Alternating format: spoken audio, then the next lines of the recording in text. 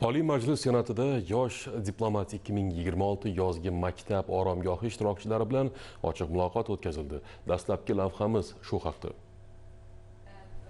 Uchrashuvda ishtirokchilarga Senatning konstitutsiyaviy vakolatlari, qonun ijodkorligi jarayonining bosqichlari, shuningdek, parlament diplomatiyasining asosiy yo'nalishlari haqida ma'lumotlar taqdim etildi. Muloqot davomida yoshlarning davlat boshqaruvidagi ishtirokini faollashtirish, ularning diplomatiya sohasiga qiziqishini qo'llab-quvvatlash hamda huquqiy va siyosiy bilimlarini mustahkamlash masalalari yuzasidan ham fikr almashildi.